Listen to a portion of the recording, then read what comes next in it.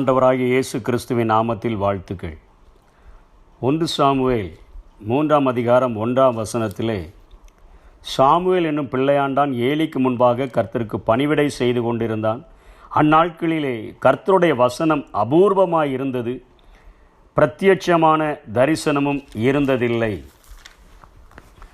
இந்த நாட்களிலே கிறிஸ்துவை அறிந்து கொண்டோம் என்று சொல்கிற நாம், கிறிஸ்துவினுடைய மார்க்கத்தை பின்பற்றுகிற நாம், அநேக நேரங்களில் அவரிடத்தில் நாம் ஜெபிக்க செல்வதெல்லாம் நம்முடைய தேவைகளுக்காக, நம்முடைய தேவைகளை, நம்முடைய பிரச்சனைகளை தேவன் சந்திக்க வேண்டும், அவைகளை மாற்ற வேண்டும், நம்மை ஆசீர்வதிக்க வேண்டும், நம்மை பாதுகாக்க வேண்டும், நமக்கென்று ஆண்டவர் பெரிய காரியங்களை செய்ய வேண்டும் என்றே நம்முடைய ஜெபங்களில் பெரும்பாலான ஜெபங்கள் 99% ஜெபங்கள் இப்படிப்பட்டதாகத்தான் இருக்கக்கூடியதாக இருக்கிறது. அதே சூழ்நிலையில்தான் இந்த 1 சாமுவேலுடைய தொடக்கத்திலே எல்கானா என்று சொல்லக்கூடிய ஒருவருக்கு 2 மனைவிகள் இருக்கிறார்கள். ஒருவர் பெயர் அன்னாள், இன்னொருவர் பெயர் பெனினாள் என்று எழுதப்பட்டிருக்கிறது. இந்த பெனினாளுக்கோ 10 குழந்தைகள் இருக்கிறது, அன்னாளுக்கு குழந்தைகள் இல்லை. இவர்கள் வருஷந்தோறும் கர்த்தருடைய ஆலயத்திற்கு போவார்கள். போகிற வேளையிலே எல்கானா பலியிடுகிற நாட்களிலே அவன் தன் மனைவியாகிய பெனினாளுக்கும் அவருடைய எல்லா குமாரருக்கும் குமாரத்திகளுக்கும் பங்கு போட்டு கொடுப்பான். அன்னாளை சிநேகித்தபடியினால் அவளுக்கு இரட்டிப்பான பங்கு கொடுப்பான். கர்த்தரோ அவள் கர்ப்பத்தை அடைத்திருந்தார். அவர் கர்ப்பத்தை அடைத்திருந்தபடியினால அவளுடைய சக்களத்தி அவள் துக்கப்படும்படியாக அவளை மிகவும் விசனப்படுத்துவாள். அதுக்கு அடுத்த வசனம், அவனை மனமடிவாக்குவாள் என்றெல்லாம் எழுதியிருக்கிறது. அன்னாளோ சாப்பிடாமல் 2 பங்கு கிடைத்தாலும் கூட அழுது கொண்டே இருப்பாள் என்று அன்னாளுடைய ஒரு வேதனையான சூழ்நிலையை இந்த பகுதி படம் பிடித்து காட்டுகிறது. அவளுக்கு 10 குழந்தை இருக்கிறது, இவளுக்கு 1 குழந்தை கூட இல்லை. அப்படிப்பட்ட ஒரு நெருக்கமான ஒரு சூழ்நிலையின் மத்தியில் அவளோடு கூட வாழ்கிற அந்த சூழ்நிலையில் அவளுக்கு எப்படியாயிலும் கர்த்தர் தனக்கு ஒரு விடுதலையை தந்தால், ஒரு குழந்தையை கொடுத்தால் என்னுடைய நிந்தையான சொற்கள் மாறிவிடுமே, மனமாடிவாகிற நிலைமைகள் மாறிவிடுமே, அவள் என்னை விசனப்படுத்துகிற நிலைமைகள் மாறிவிடுமே என்கிற ஒரு மகா பெரிய ஏக்கத்தோடு கூட அவள் தேவனுடைய சன்னிதானத்தில் முழங்கால் படியிட்டு அவள் தன்னுடைய தேவைகளுக்காக ஜெபிக்க ஆரம்பித்த பொழுதோ, தேவனுடைய சமூகத்தில் முழங்கால் படியிட்ட பொழுதோ தேவன் தன்னுடைய இருதயத்தை அவளுக்கு வெளிப்படுத்தினதாகத்தான் பின்னுள்ள வசனங்கள் நமக்கு தெளிவுபடுத்தக்கூடியதாக இருக்கிறது. அவர் ஒரு குழந்தைக்காக வந்து நிற்கிறாள், ஒரு குழந்தையை கேட்கிறாள், தன்னுடைய நிந்தைகள் மாற வேண்டும் என்பதற்காக ஜெபிக்க வந்திருக்கிறாள், தன்னுடைய மனமடைவாகிற சூழ்நிலைகள் மாற வேண்டும் என்பதற்காக வந்திருக்கிறார். ஆனால் அதை காட்டிலும் மேலாக இருதயத்தில் அத்தனை வேதனை உடையவராக, இருதயத்தில் அத்தனை பாடுகள் நிறைந்தவராக என் ஆண்டவர் தன்னுடைய இருதயத்தை வெளிப்படுத்துகிறார். அந்த நாட்களிலே கர்த்தருடைய வசனம் அபூர்வமாய் இருந்தது என்று பார்க்கப்படுகிறது. தெளிவான தரிசனம் இல்லாமல் ஜனங்கள் அப்படியே ஒரு காட்டு மிருகங்களைப் போல வாழ்கிற ஒரு சூழ்நிலை.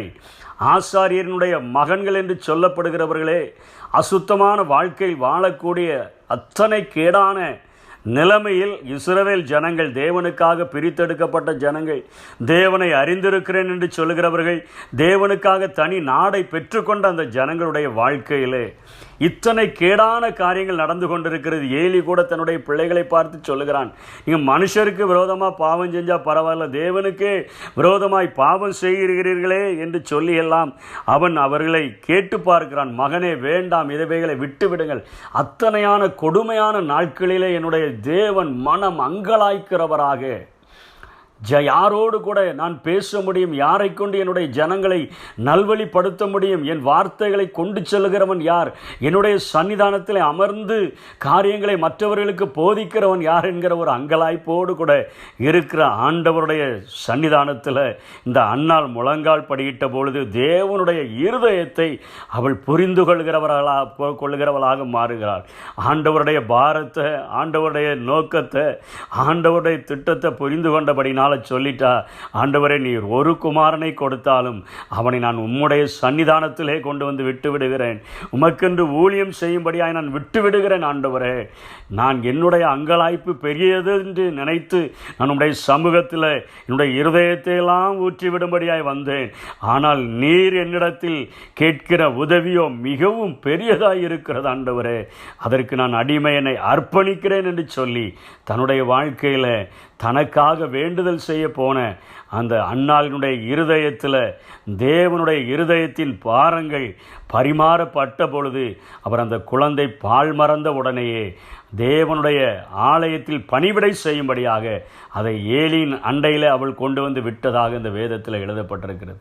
இதே போல தான் நம்முடைய வாழ்க்கையில் நம்ம அநேக நேரங்களில் நம்முடைய தேவைகளுக்காக, நம்முடைய பிரச்சனைகளுக்காக, நம்முடைய போராட்டங்களுக்காக, நம்முடைய பாடுகளுக்காக இந்த உலகம் பார்க்கிறபடி பார்த்து கொண்டு, உலக கண்ணோட்டத்தில் பார்த்து கொண்டு தேவை மிகுந்தவர்களாக, நம் தேவைகள் சந்திக்கப்பட்டால் சந்தோஷப்படுகிறோம், தேவைகள் சந்திக்கப்படவில்லை என்று சொன்னால் மிகவும் மனமடிவாகி துக்கமுடையவர்களாக, விசனப்படுகிறவர்களாக நம்முடைய வாழ்க்கையிலே நாம் ஆசாப்பை போல துன்மார்கள் கொழுத்திருக்கும் பொழுது எனக்குள்ளாக மகா பெரிய விசனம் உண்டானது என்று சொல்லுகிறாரே, அதே போல விசனம் உண்டாகிறவர்களாக நாம் மாறிவிடுகிறோம். ஆனால் தேவ சன்னிதானத்தில் இந்த நாட்களில் நாம் முழங்கால் படியிட்டு ஜெபிக்க வேண்டிய ஒரு காரியம், ஆண்டவரே எங்களுடைய காரியங்களை நாங்கள் புரிந்து கொள்ளுகிறதை பார்க்கிலும் உம்முடைய இருதயத்தை புரிந்து கொள்ளுகிற ஒரு பாரத்தை, ஒரு காரியத்தை தாங்க ஆண்டவரே. உம்மிடத்தில் முழு இருதயத்தோட, முழு ஆத்துமாவோட, முழு மனதோடு அன்பு கூர்ந்தா ஆண்டவரே எங்களுடைய இருதயத்தில் உம்முடைய பாரங்களை நாங்கள் புரிந்து கொள்ள முடியும் ஆண்டவரே. அன்னால் உம்முடைய பாரத்தை புரிந்து கொண்டால் ஆண்டவரே, அதற்கு பின்பாக நீர் 3 குமாரரையும் 2 குமாரத்திகளையும் கொடுத்து அவளை ஆசீர்வதித்தீர் என்ற போதிலும் நீர் முதலாவது கொடுத்த குழந்தையை ஆண்டவரை இஸ்ரவேலை நியாயம் விசாரிக்கத்தக்கதான ஒரு மகா பெரிய சாமுவேல் என்கிற தீர்க்கதரிசியாக, ராஜாக்களை அபிஷேகம் பண்ணுகிற தீர்க்கதரிசியாக, ஜனங்களை நல்வழிப்படுத்தி உம்முடைய சத்தியத்தை, உம்முடைய சத்தத்தை கேட்டு மக்களுக்கு சொல்லுகிற ஒரு மகா பெரிய நியாயாதிபதியாகவும் தீர்க்கதரிசியாகவும் நீர் ஏற்படுத்தி கொடுத்தீரே. உம்முடைய இருதயத்தை புரிந்து கொண்ட மகள் மூலமாக ஒரு தேசத்துக்கே மகா பெரிய ஆசீர்வாதத்தை கொடுத்தீரே ஆண்டவரே. இந்த நாட்களில் நாம் ஜெபிக்க வேண்டிய ஜெபம், ஆண்டவரே உம்முடைய இருதயத்தை புரிந்து கொண்டு ஆவிக்குரிய கண்ணோட்டத்தோடு கூட மாத்திரம் இந்த உலகத்தை பார்க்க உதவி செய்யுங்க ஆண்டவரே. கொஞ்ச காலம் உண்டென்று அறிந்து சத்ருவானவன் ஆண்டவரே மிகவும் அதிகமாக இந்த உலகத்தில் கிரியை செய்து கொண்டிருக்கிறான்.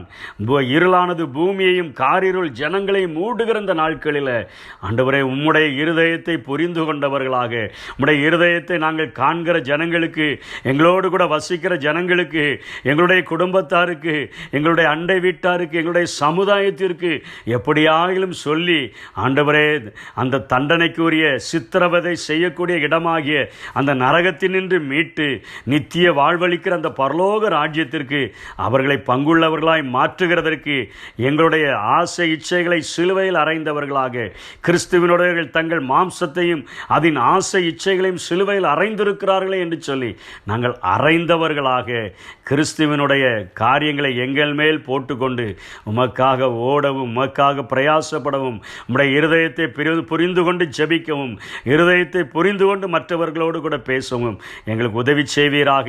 அப்படிப்பட்ட கிருபைகளை தந்து எங்களை பயன்படுத்துவீராக. ஆமென். இதய துடிப்பை அறிந்து கொள்ளும் பாக்கியம் தாரும், ஏக்கமெல்லாம் நிறைவேற்ற கிருபையை தாரும். ஒரு வாழ்வு அது உமக்காக, ஒரு வாழ்வு உமக்காக,